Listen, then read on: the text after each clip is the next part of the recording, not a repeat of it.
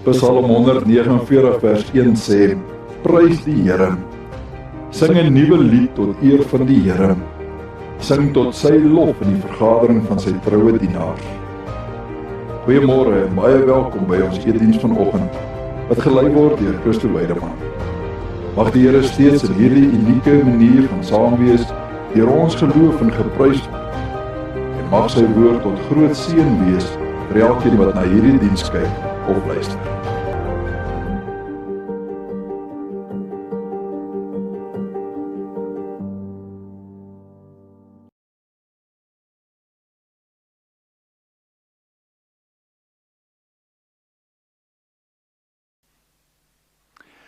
Goeiemôre op hierdie heerlike lenteoggend. So met die koms van die lente lyk dit ook of ons kan uitsien na 'n verlaging in die vlak van inperking en een van die dae kan ons dalk weer 'n bietjie met mekaar hier in die kerkgebou kuier. Maar steeds 'n voorreg dat ons op hierdie wyse met mekaar die woord kan deel. Ons is as gemeenskap van gelowiges saam as ons die woord oopmaak en die woord hoor en hom saam aanbid. Dis mos ons groot visie, ons groot doel in die lewe as sy kinders. Jy is om hom te aanbid en aan hom al die eer te bring. En mag hierdie erediens dan vanmôre inderdaad weer dit laat gebeur. Kom ons maak ons oë toe en ons vra dit ook van hom in gebed. Here, ons is so bevoorreg om in u teenwoordigheid vanmôre te mag wees. Selfs al is dit so dat elkeen maar op sy eie na hierdie diens kyk of hierdie diens luister. Dankie dat u, Heilige Gees, ons juist saam bind as 'n gemeenskap van gelowiges, as broers en susters in die Here. Dat ons die voorreg het om die woord te mag oopmaak en vir u te mag vra, kom breek dit dan asseblief van ons. En maak hierdie baie aktuele saak waaroor ons vanmôre gaan gesels, maak dit 'n werklikheid in elkeen van ons se lewens om presies te verstaan wat u wil hê ons ten opsigte van die dood moet weet en hoe ons die dood in ons eie lewens wat so volop geword het, dan moet hanteer. Ons weet u is by ons teenwoordig, u het dit vir ons beloof, dat die Gees wat in ons woon, juis ook vir ons sal lei, sal onderrig en sal leer. En daarop plaas ons vanmôre ons hoop dat ons weet, u is self van die woord deur u Gees. Dankie vir hierdie wonderlike wete. En ons bid ook al hierdie dinge in die naam van ons Here. Amen.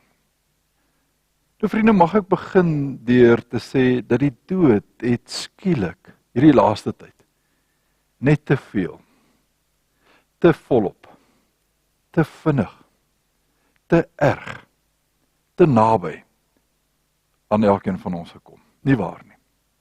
Verlede jaar hierdie tyd het ons al begin sê, dis asof die dood al hoe nader aan ons kruip. Dit was nou altyd net syfers, en toe het dit later begin name word, maar daardie name was amper nou nog so 'n bietjie ver van ons af. Ons was daarom nog nie so geraak deur die dood nie. Maar hierdie laaste paar maande is dit asof hierdie ding totaal hand uitgeruk het. Want daar gaan bykans nie 'n dag om dat ons nie moet hoor van nog 'n bekende, nog 'n familielid, nog 'n kollega, nog 'n vriend, nog 'n dominee, nog 'n skoolhoof, nog 'n onderwyser wat aan COVID gesterf het nie.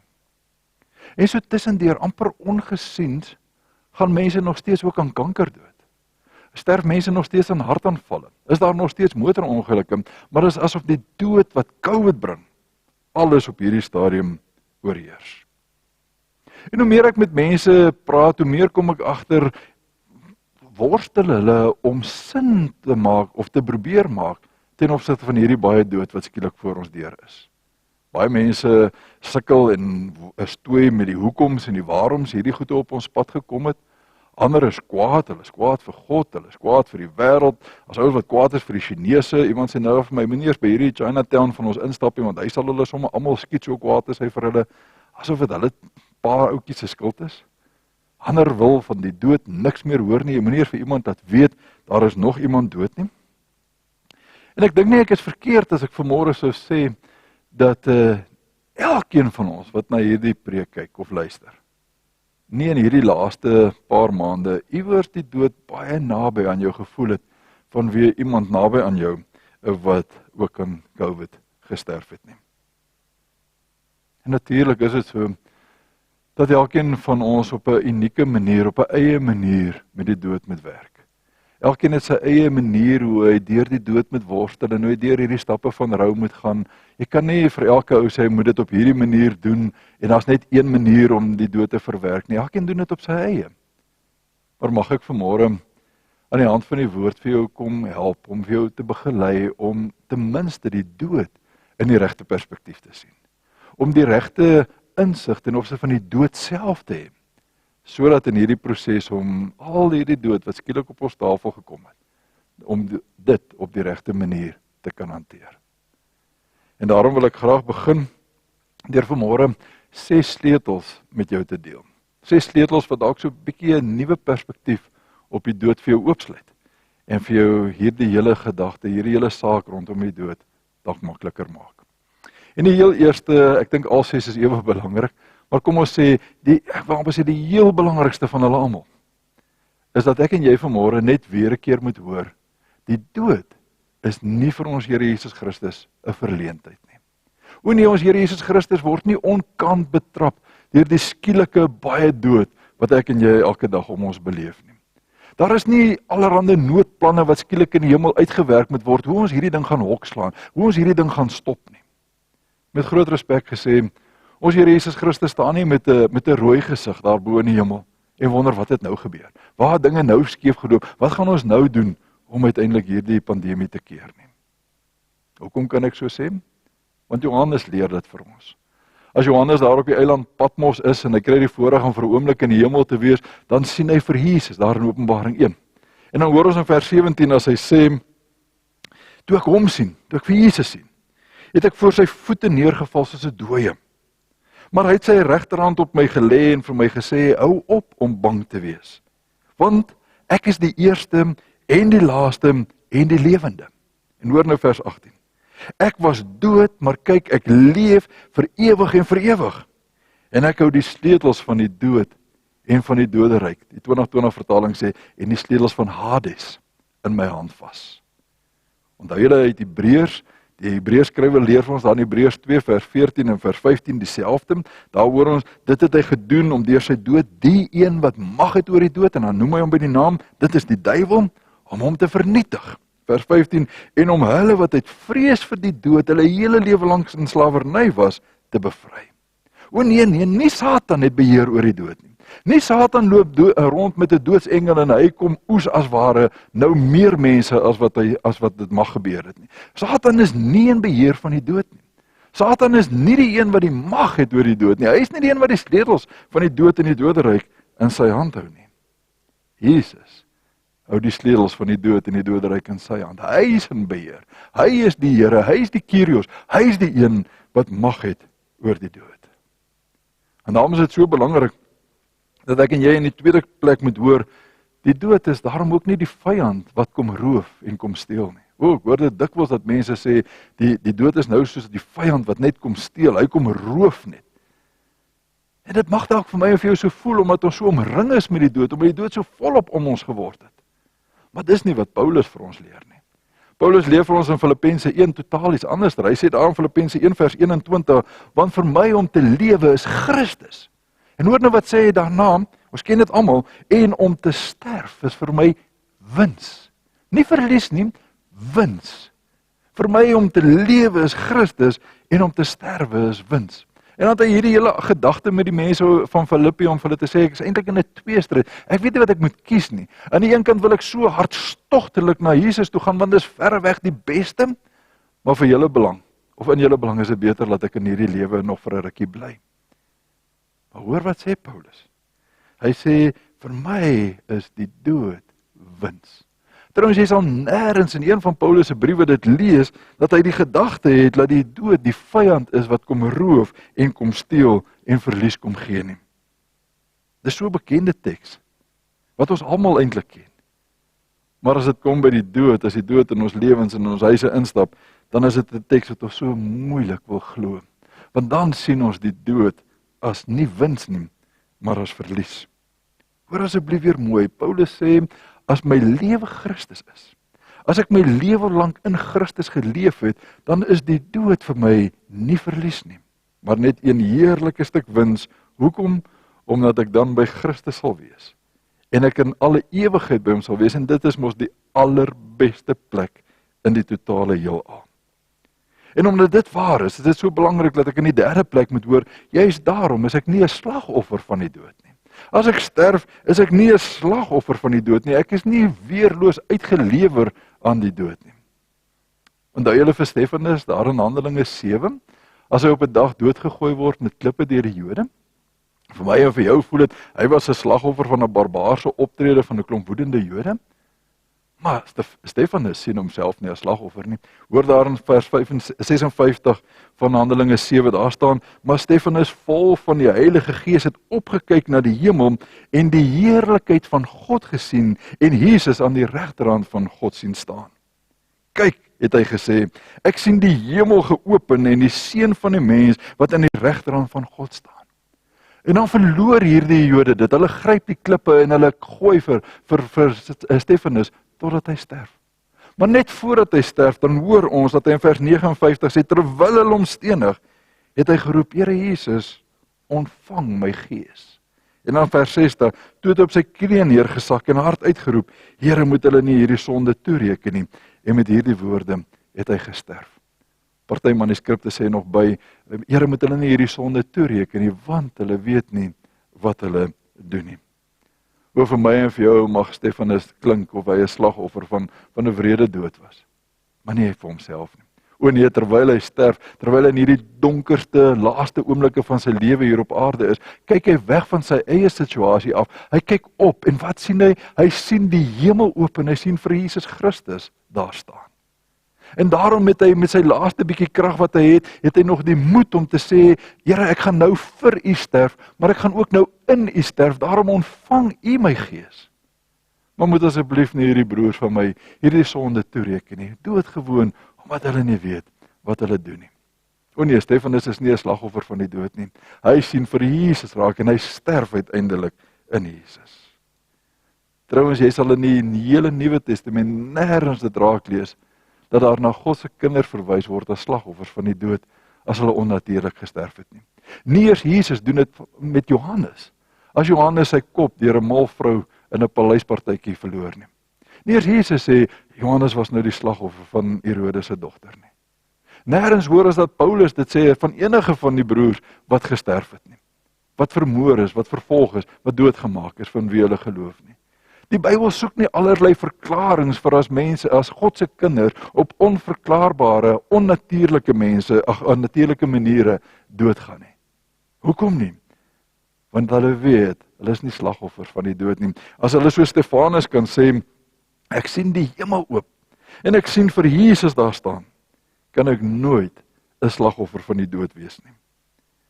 Daarom maak die 4de sleutel vir my dit soveel meer verstaanbaar as Paulus in Romeine 14 uitroep. Hy sê in vers 7, niemand van ons leef tog vir homself nie, en niemand sterf vir homself nie. En dan kom vers 8, die belangrike vers, as ons leef, leef ons immers vir die Here.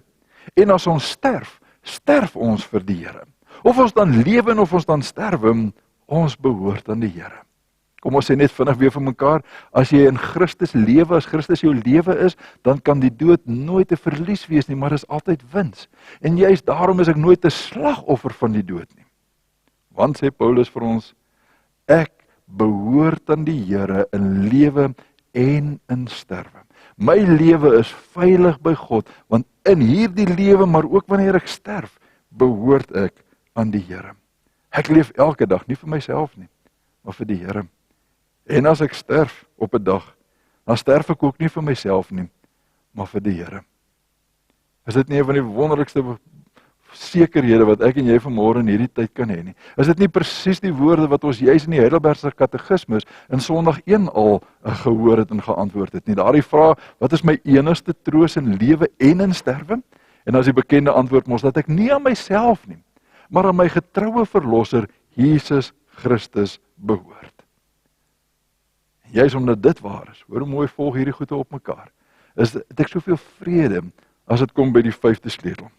Want die 5de sleutel sê vir my, niks, maar niks in hierdie skepping kan my ooit van God se liefde skei nie.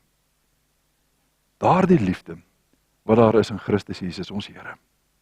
As ek in die vorige punt gehoor het, dat ek in hierdie lewe en in sterwe aan Jesus Christus behoort, dat my lewe veilig by hom is, dan wil hierdie punt dit amper net nog 1000 keer meer beklemtoon, dat in hierdie lewe, maar ook in sterwe, daar absoluut niks in hierdie skepping is, wat my van sy liefde kan skei nie.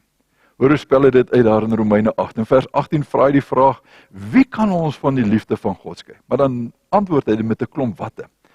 Hy sê, lyding of benoudheid, vervolging, honger, naaktheid, gevaar of swaard. Niks van hierdie goed kan ons van die liefde van God skei nie. En dan praat hy so 'n klompie goedjies, en dan praat hy daar van vers 38 weer verder. Dan sê hy, hiervan is ek oortuig.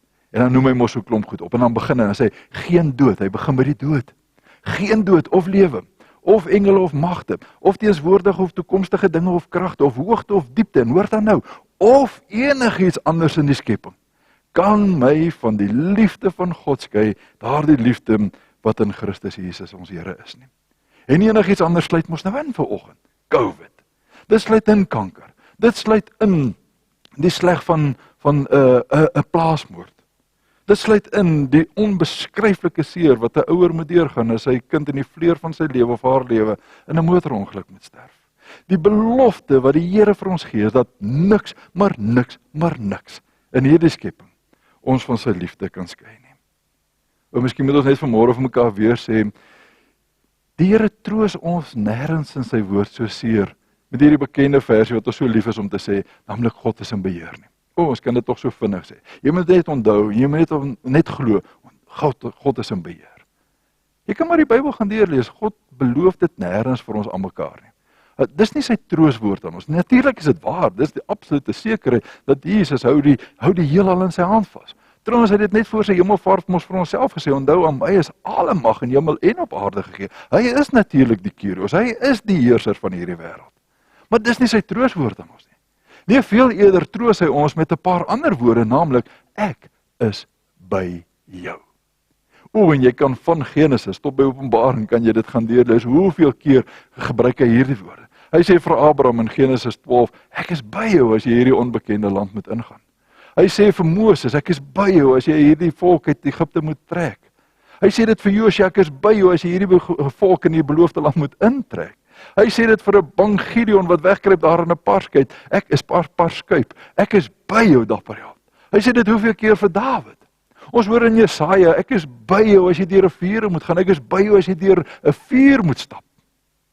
Ons hoor dit in sy laaste woorde vir sy disippels as hy opvaar na die hemel toe, en onthou, ek is by julle al die dae tot aan die volleinding van die wêreld.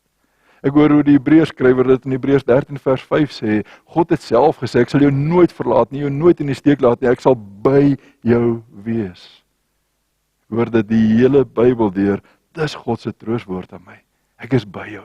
En omdat hy by my is dit inderdaad so dat daar niks kan wees wat my van sy liefde kan skei nie. Jy moet hierdie beeld mooi verstaan, God is so naby aan my, dat daar niks tussen my en God kan inbeweeg om my uiteindelik van sy liefde te skei nie. Nie siekte nie, nie dood nie, nie COVID nie, nie moorde nie, nie misdaad nie, nie kanker nie, niks kan tussen my en God inkom nie, want hy is so naby aan my, dat dit inderdaad die waarheid is, dat niks in hierdie skepping my ooit van sy liefde kan skei nie. En dan kan ek met 'n rustigheid die laaste en die 6de sleutel vanmôre hoor.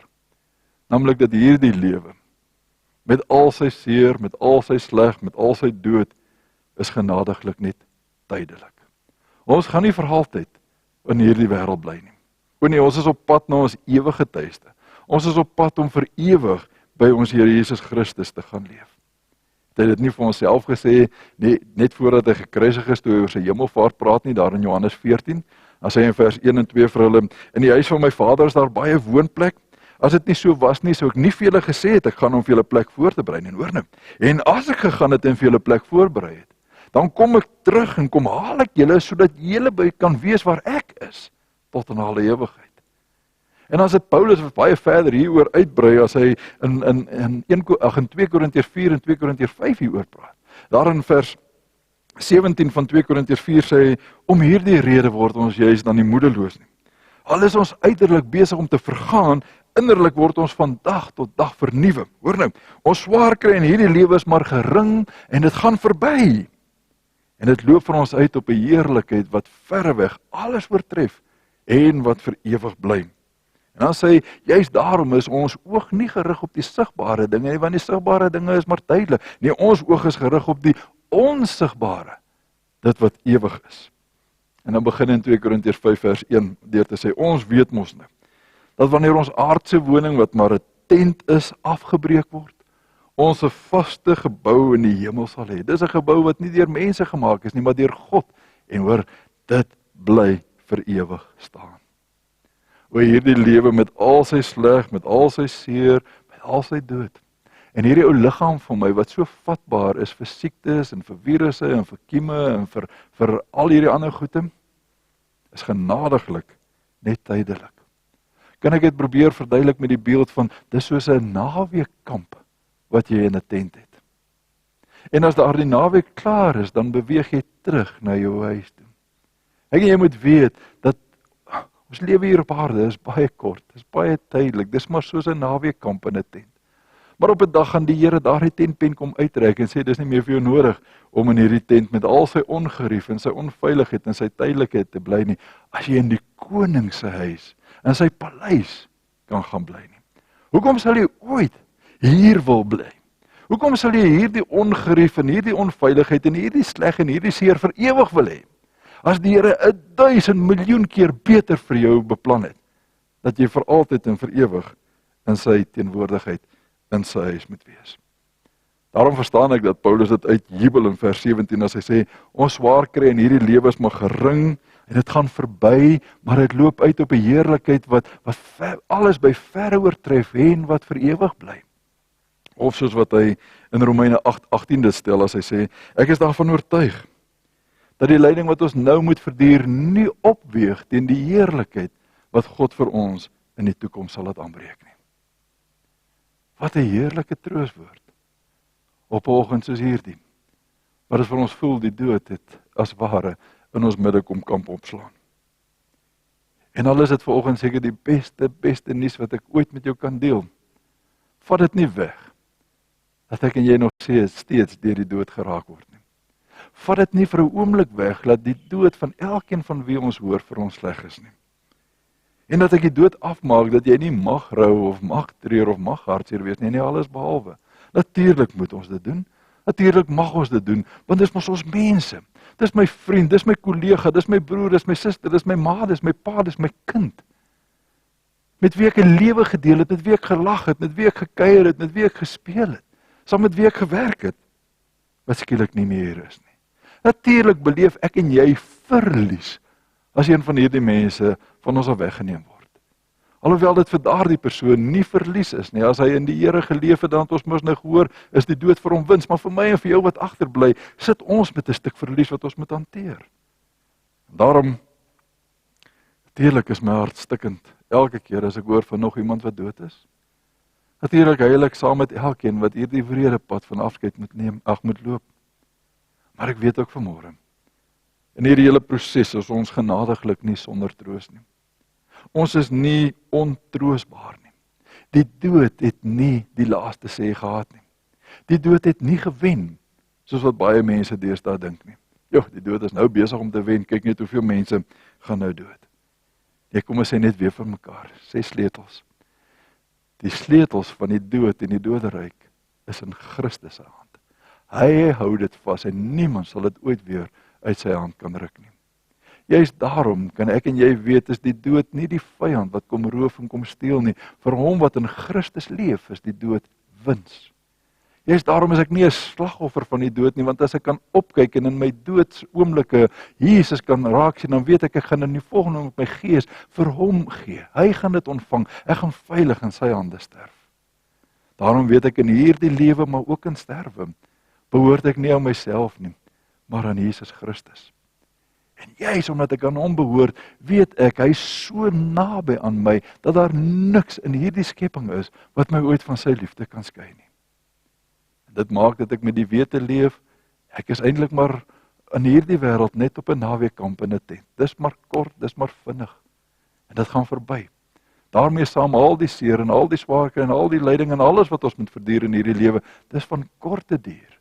En dit weeg nie op teen die heerlikheid wat God uiteindelik vir ons in die toekoms sal laat aanbreek nie.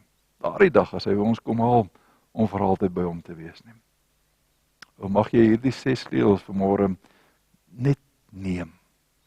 Mag jy die Heilige Gees vra om dit in jou hart te kom bære, sodat jy met dit na elke dood waarmee jy moet worstel en waarmee jy te doen gaan kry of te doen gehad het in hierdie afgelope tyd, dat jy hierdie 6 sleutels sal gebruik om met die regte perspektief dan te rou, die regte perspektief te treur. En dat dit vir jou sal help om nie in 'n totale moedeloosheid te verval, omdat die dood so volop deesdae op ons voorstoep is nie. Mag die Here vir jou hierin baie genadig wees en vir jou seën. Amen. Here, dankie dat ons saam met Paulus dit kan uitroep, dood, waar is jou oorwinning? Dat ons as ware met die dood kan spot, soos wat hy in daardie gedeelte doen, om te sê, die dood dink hy het mag, hy dink hy het nog 'n angel wat kan byt en kan seermaak. Maar dit is uitgeruk deur ons Here Jesus Christus, hy wat die oorwinnaar oor die dood is, hy wat die lewende is tot in alle ewigheid, en wat mag oor die dood gehad het, naamlik die duiwel, kom vernietig het. Dankie dat ons hierin mag vasstaan, dankie vir hierdie 6 kosbare sleutels, wat U in die woord vir ons kom gee, wat vir ons 'n nuwe perspektief oopmaak ten opsigte van die dood. Sodat wanneer die dood ongevraagd in ons lewens, in ons huise, in ons mense se huise instap, ons met die regte oë na die dood sal kyk. En dit dan op die regte manier ook sal verwerk en sal deurwerk en sal heel word. Dankie dat ons weet, U het reeds die dood oorwin. En vir elkeen wat in U sterf, U reeds gereed staan met 'n oorwinnaarskroon om vir ons te verwelkom in ons ewige tuiste wat U vir ons voorberei het. Ag, mag ons met hierdie geloofsoog, elkeen wat hier om ons sterf, dat ons dit sal raak sien. Ons bid in die besonder vir elkeen wat in hierdie laaste tyd met die dood te doen gehad het, wat iemand moes kom groet het, wat afskeid moes kom neem. Ons weet, Here, dis 'n seer, dis 'n slegte, dis 'n wrede pad. En daarom kan ek net kom pleit dat U self asseblief hierdie sleutels op so 'n wyse sal gebruik, dat mense sal troos en sal kom heel maak. En dankie dat ek dit mag bid in U wonderlike naam. Amen. Vriende, ek wil vir jou vra, gaan hierdie erediens afsluit met daardie baie bekende Engelse lied In Christ Alone.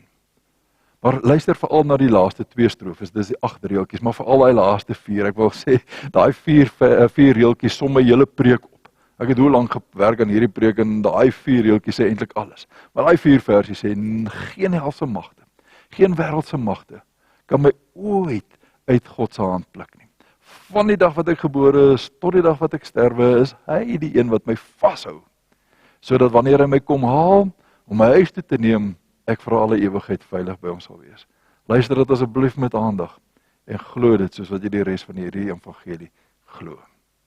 Ek seën vir jou vanmôre, met die wonderlike wete, dat God vir jou oneindig lief is. Dat daar niks is in hierdie skepping, wat jou van sy liefde kan skei nie. Dat Jesus se genade so groot was, dat hy aan 'n kruis vir jou gesterf het, sodat hy vir jou plek in die Vaderhuis kon gaan voorberei het.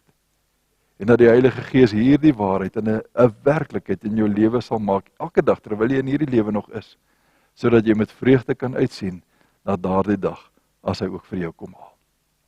Amen.